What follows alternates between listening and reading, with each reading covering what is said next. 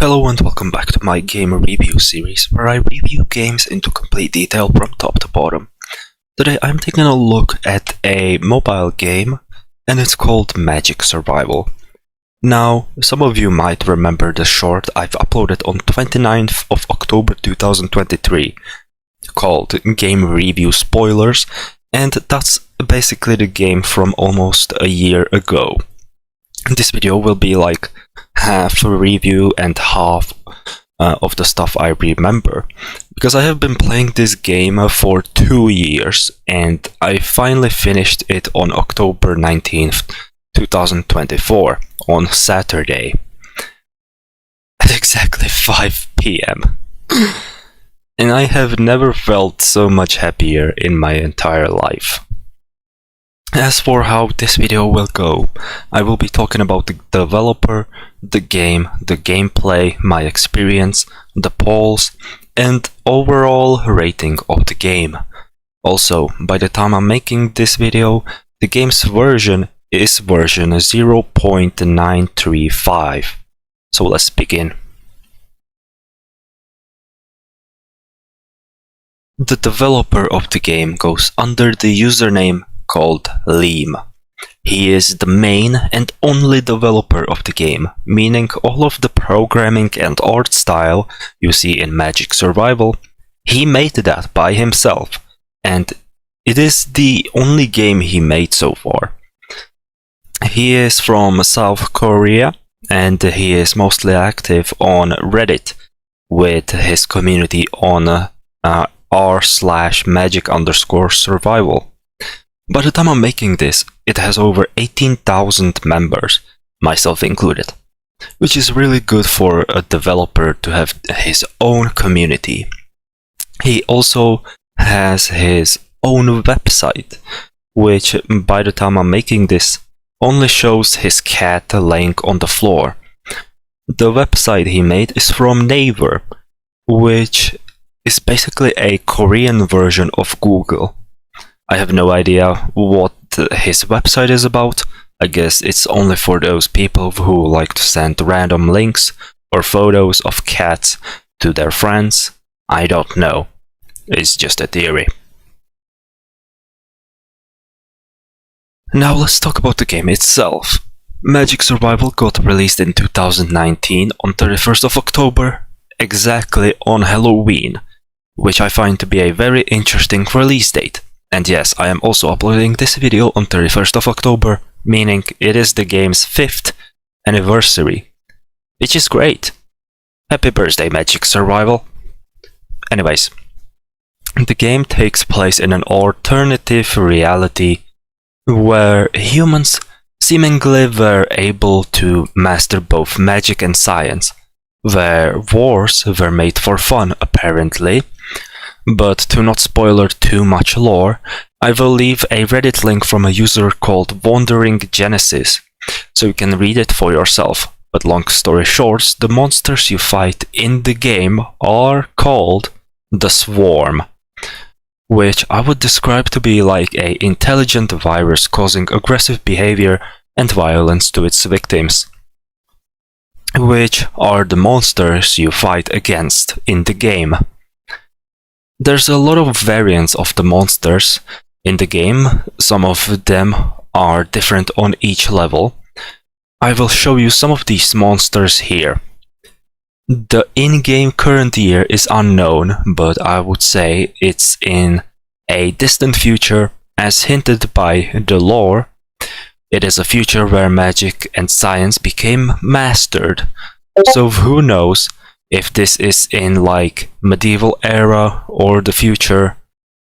The game's art style and overall graphics are something that I really like, and I was surprised to even find out that Leme did all of the art style and programming, because normally you would expect like a game developer team to make a game look good like that. Now, let's talk about the gameplay, but first I need to tell you the basics.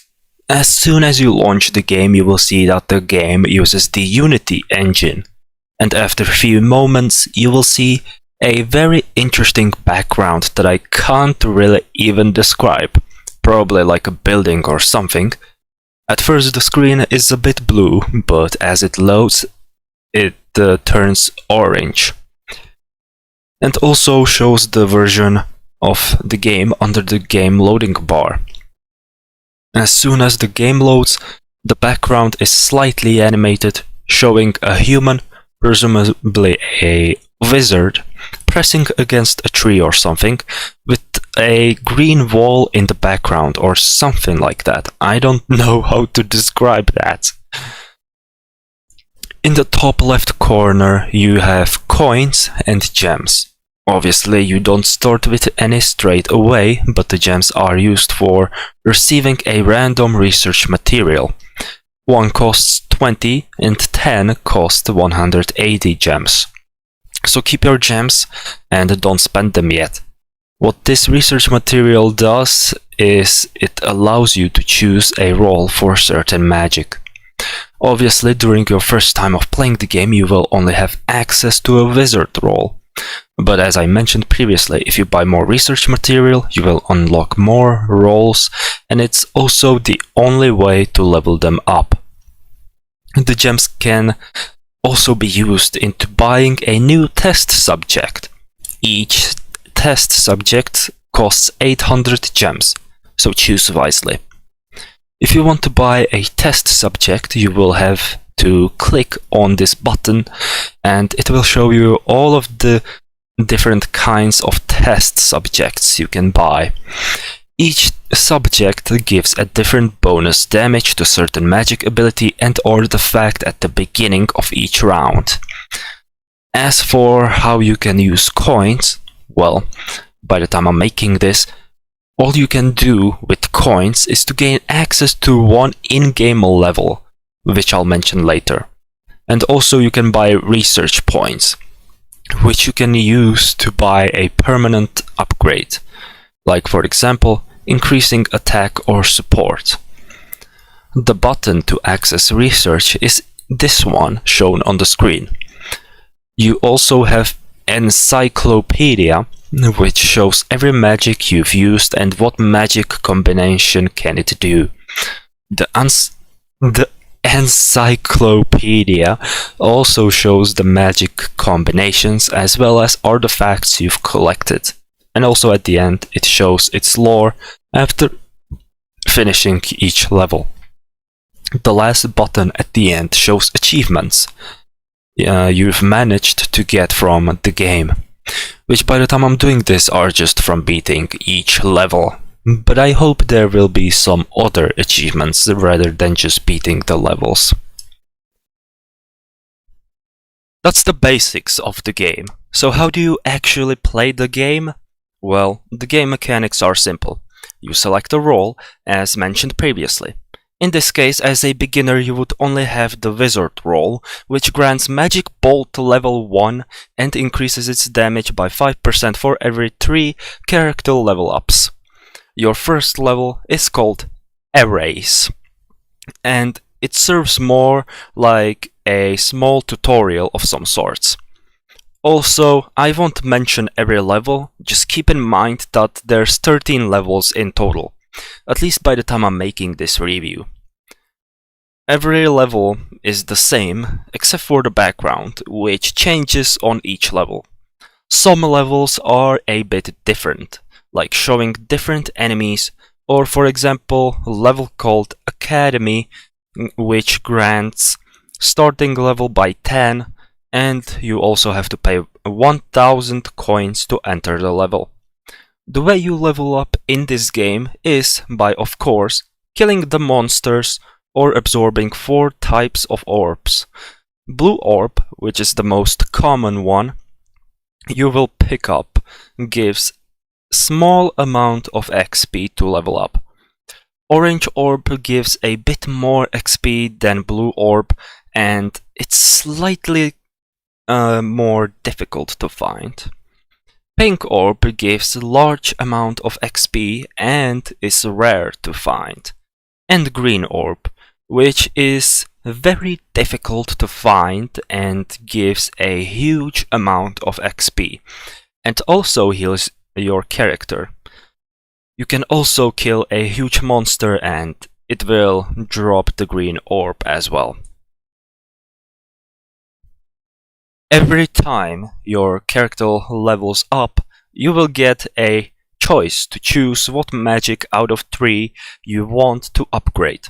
Unless you've picked up a mortarboard artifact, which increases the chance of 4 magic choices instead of 3, or you've spent research points to have a 20% chance of 4 magic choices, if researched on max, of course.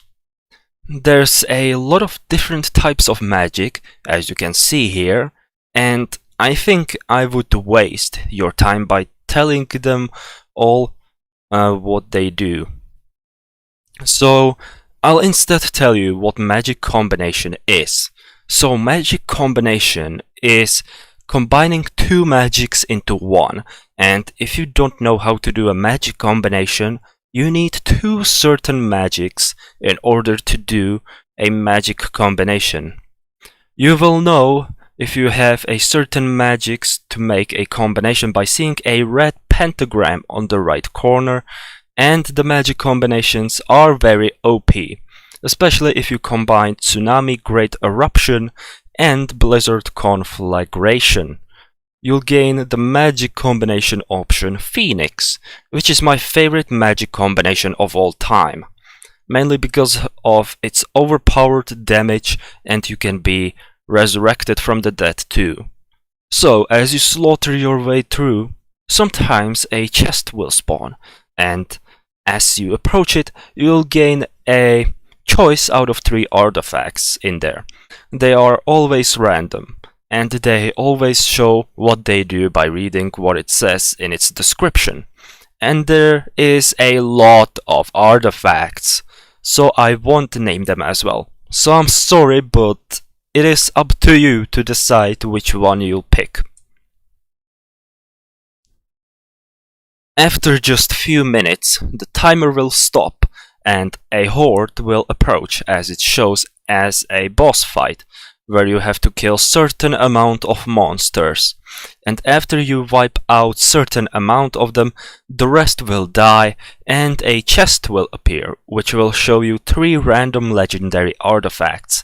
And yes, they are also very overpowered. But don't let that get to you, because after every horde boss, the monster's HP and damage will increase too.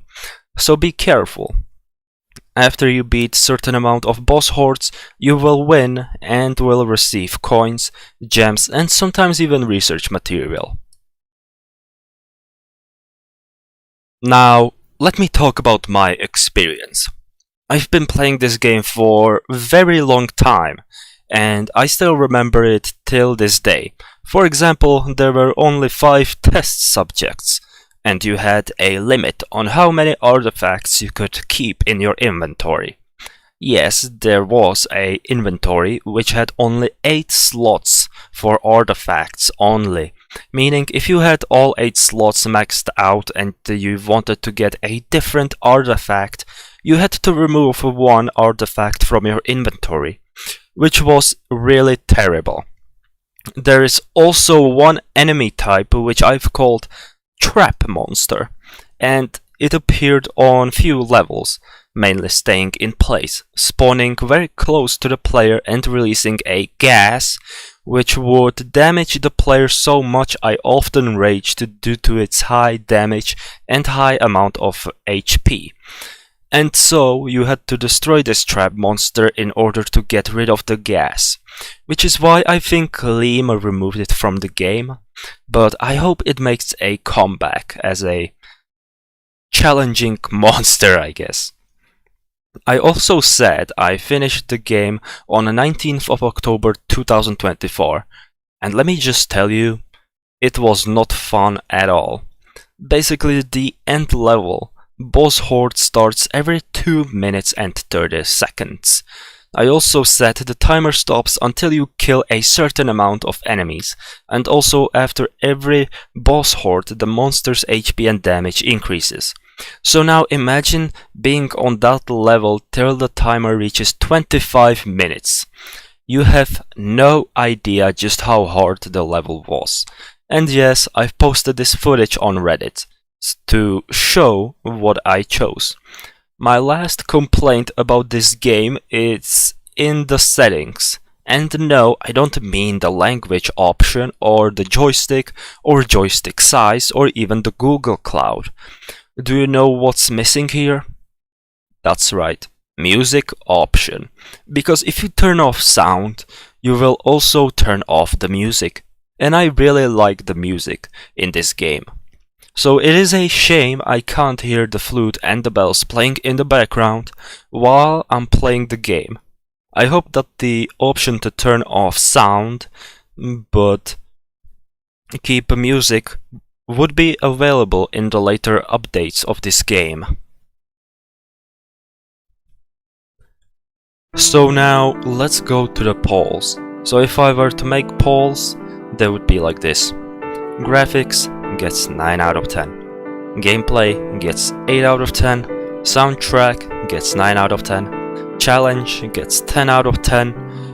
And the sound effects get 8 out of 10. So in total, I would rate this game a solid 9.1 out of 10. Most of the points got removed due to the boss hordes. Before I end this video, I just want to say that I don't hate the game. In fact, this game is my favorite of all time, and I would recommend you playing it too. Even if I mentioned the issues I don't like with the game, I personally believe they can be fixed in the next updates. So yeah, that's everything for today. Thank you for watching. If you want to, you can join my server, my Discord server. Link for it will be in the description. I currently have 123 members, so it would be great if you would join my Discord to find some new friends. I will also put the Reddit link for the game in the description so you can see the community for yourself. Again, thank you for watching, and as always, don't forget to eat some. Have a good day, and goodbye.